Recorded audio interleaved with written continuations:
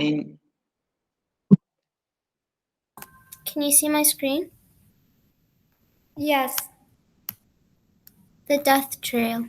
On a cold, shivering night there lived an old man called Franklin. He didn't like to go outside during the day because the birds would sing.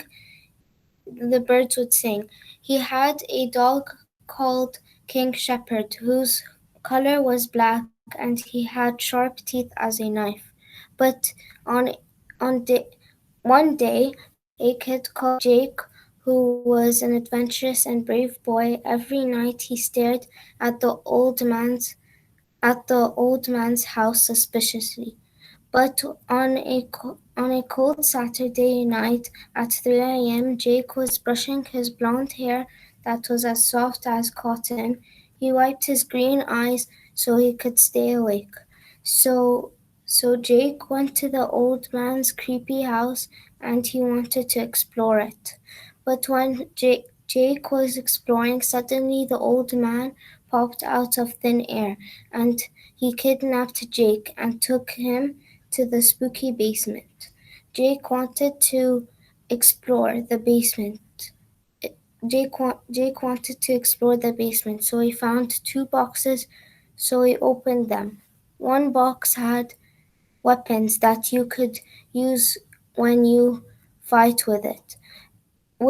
Then the next the next one had a bag full of food for Jake for food. So Jake was so smart that he took all the stuff and he put it in the bag. As he was putting the stuff inside he heard footsteps of Franklin. So he grabbed a gun and shot Franklin on his leg. So Jake zipped his bag and jumped out of the window. Jake got hurt. Jake got hurt a lot, but Jake said it was worth it. When Jake landed on a bush, he found a dog in a cage.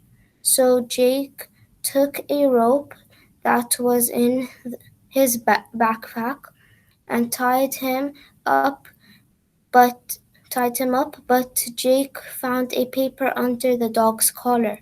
He read it, and it said, "Pick the pick the right road, pick the right road." And in front of Jake was an orange road and a red road. Jake did not know what road to go to, but Jake didn't know that both of the roads was alarming. Jake Jake followed his heart and went to the orange road because in his art class his teacher told him red is a dangerous color. So while Jake was walking, Jake found three wolves. And we're continuing it. thank you very much, Miskin. Thank you very much, Hot Dogs and Banana Splits. I can already see the huge improvements in when you've edited and added more things and details. Excellent work. Any constructive criticism for the amazing Hot Dogs and Banana Splits? Fatima. I like that you use some similes, like his hair was like cotton, but I think that you used Jake too much. Thank you, Fatima. Yep, and that's a good point. So sometimes you might want to look at that and think, what could we use instead of Jake, Jake, Jake? But I like the way you mentioned about the similes and gave the example. Thank you very much. Zaina?